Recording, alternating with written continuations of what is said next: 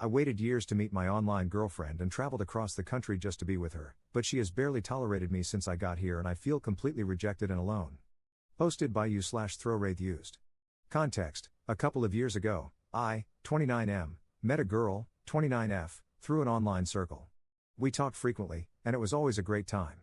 She's very passionate about a lot of the same things I am and is very career-driven, which is something I'm looking for. Early last year, she opened up about having feelings for me, which I was receptive to. We started spending more time online together, and eventually, it got to a point where she would be telling her coworkers and family members about her boyfriend.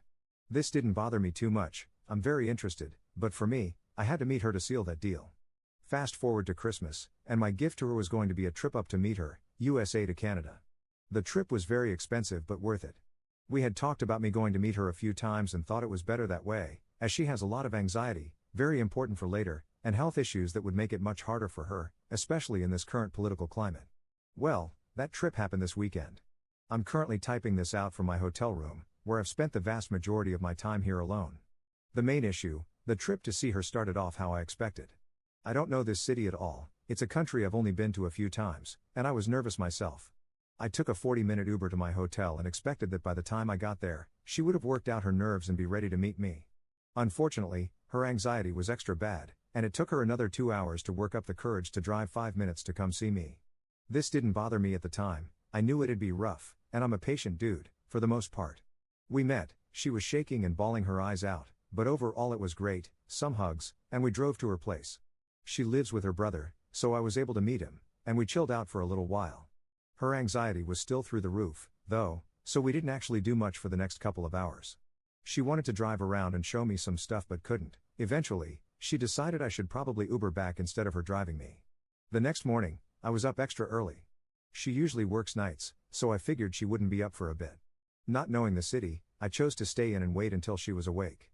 4 hours later, she messages me, we talk for a bit, and she tells me she's not quite ready to see me as the nerves are still there.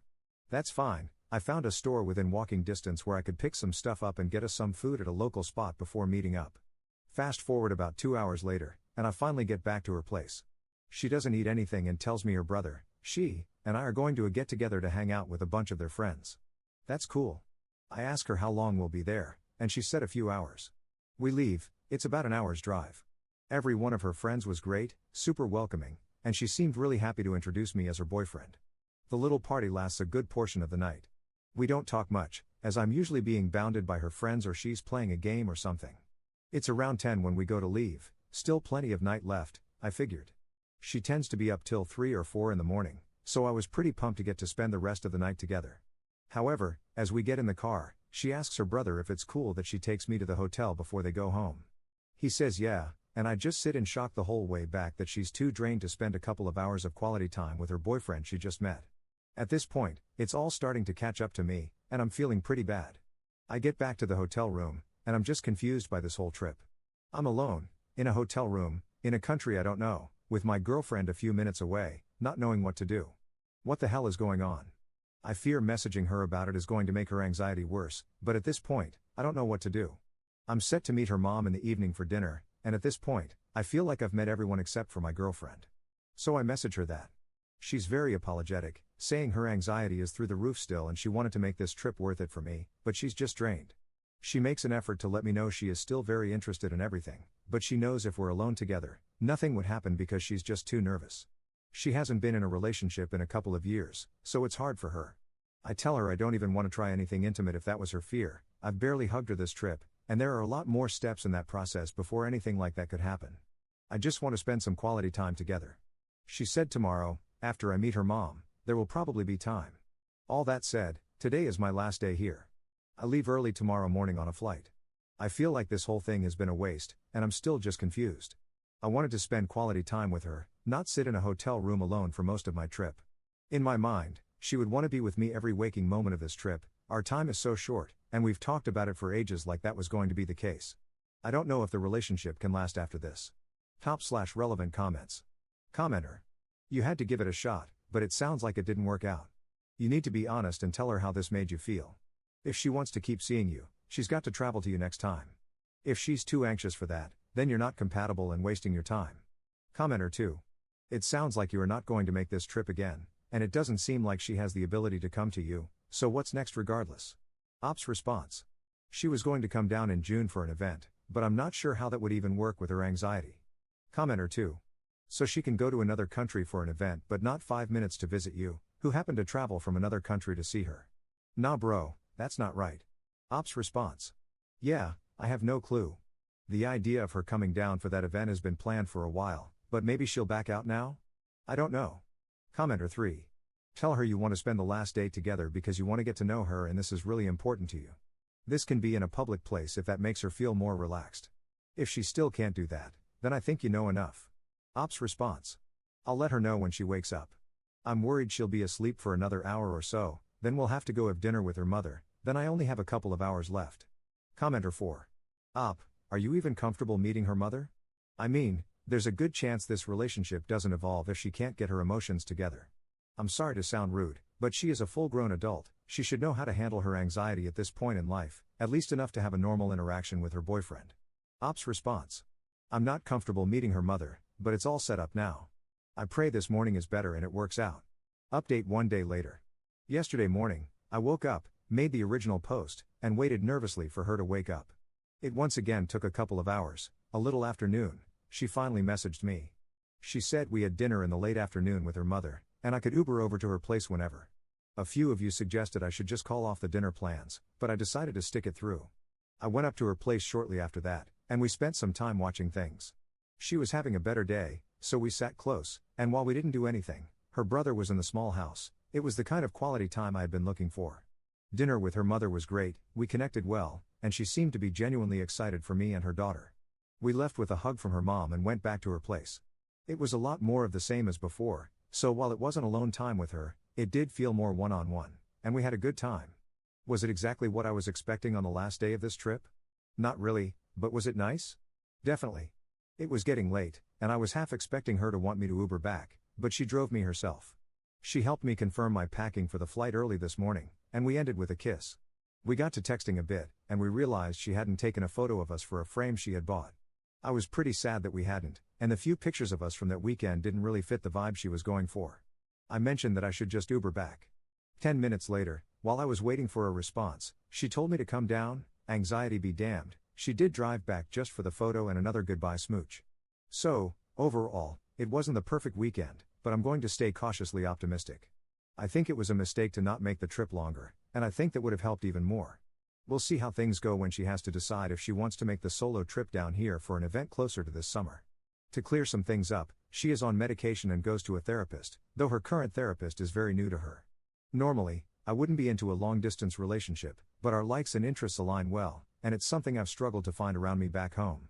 My last relationship was decently long and taught me that was something I valued a lot. Thanks for all the comments on the other post. I imagine interest for another update will wane by the time the next trip happens, in about 2 months, but that is the time where things will really be make or break. Top/relevant comments. Commenter. Oh wow, this went better than I expected. An update to your first post to go, but still, how exhausting. Ops response. Hoping the next visit goes better.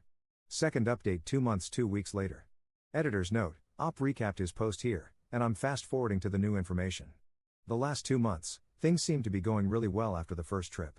She opened up a bit more about the meetup and was very apologetic about the whole thing. We spent the next couple of weeks in calls and video chatting, doing what we love together. Things were great, but something was missing. A piece of the relationship, something intimate and playful, seemed to have faded. This was her call.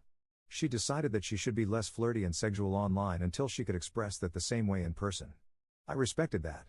I believed it just needed time, and I've always been committed to working through things together. Unfortunately, that's where things started to spiral. One thing about her is that she's very independent, and that often came across as distant, uncaring. There are some days when she chooses not to interact with me, ignore my messages, or get short when I try to be affectionate and caring. Usually, this only happens when she's having a rough day, understandable. Unfortunately, a week ago, she was having one of those terrible weeks. In my head, a relationship should be one of comfort and relief, but while I tried to help her through it, she lashed out and started being distant. I tried to comfort her, but it was met with a coldness I couldn't understand. I had to guess how she was feeling and was left in the dark a lot. I made the, in hindsight, wrong choice of opening up about how I didn't understand and how I just wanted to be someone she could lean on, how it made me feel awful that I couldn't support her. I felt shut out so often. This turned into a lot of messages about how we felt about relationships in general, and the changes ours would need to take. It focused on how we care about each other a lot, but she has her anxiety and independent healing to work on, and how I have to give her more space and care less. The main villain, as was the case during the first meeting, was her anxiety. It's ruining her life in more ways than just our relationship. She's struggling everywhere. So her number one priority was to get in a better spot with that, then work on us. This was a great compromise, and I was excited for the next step in the relationship. I would continue to give her time and space, to wait for someone I think is one of a kind and worth it, and she would get to the place where she believes that too about herself. And finally, now. I boarded the plane with a lot of hope.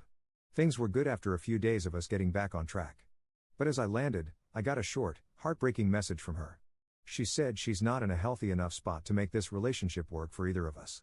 That after some reflection, her problems are so bad that she needs to step away and work on them. She doesn't think she'd be able to handle the trip we'd planned and would be ruining another critical point in our relationship. The part that hurts the most isn't the time I've given her, the financial, emotional, or physical pain, or the fact this came out of the blue at the worst time. What hurts the most is it feels like she went from telling me how I was going to be her future, to basically treating me like an acquaintance. The last few days have been so tough. We talked for a little while that first day. Her entire focus of the conversation was that she needed to get better. She barely once talked about us. I got no closure. And now, trying to talk to her feels like talking to someone I barely know, despite her saying she wants us to stay close. One of the first things she told me when we started talking was how words meant everything to her. They're so important, they should always mean something. She kept saying how much she cared about us, yet her current actions make me feel the complete opposite. I see her online, hanging out with friends, posting online, like I never existed, like I was just a footnote in her life. I'm here now. I'm going to try to make the best of the trip, but being alone again hurts so much. I don't understand. Some days the distance felt like nothing, and other days she made the miles feel so much longer. I really tried so hard. I'm exhausted. I'm getting older, and the pressure of finding my person is really setting in. I don't want to settle, but I feel like I'm going to have to. I want more than anything to just make things right with her, to go back to that week and just give her the space she wanted, so we'd be on this trip together right now.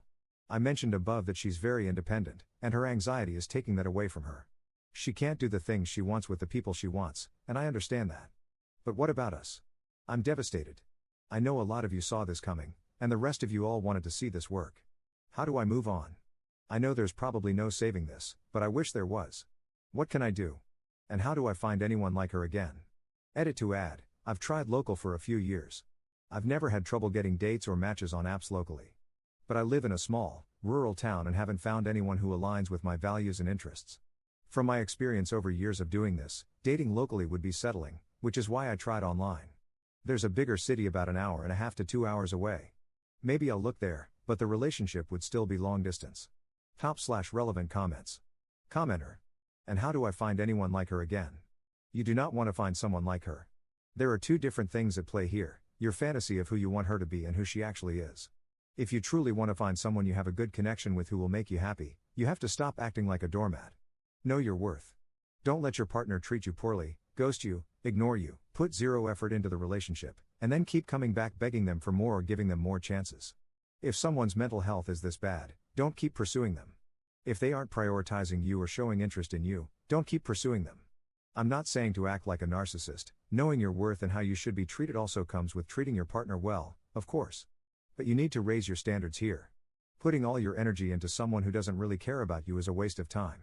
It prevents you from pursuing someone better who will actually give you the effort back that you deserve. So that's what I would suggest for future relationships. I would also second the suggestion to stick to dating people local to where you live and who you can meet in person. Long-distance relationships are really difficult and often doomed to fail. Having a connection over text or online doesn't mean you will connect in person or in real life. Ops response. Thank you. After years of dating locally and finding no one of substance, it's hard not to want to try when you find someone you align with. I'll be better for myself and try to find other options. Thanks. Commenter 2. Wow. Breaking up with someone after their plane has touched down? That's a low and cruel move that cannot be blamed on anxiety or trauma. That's simply a question of character.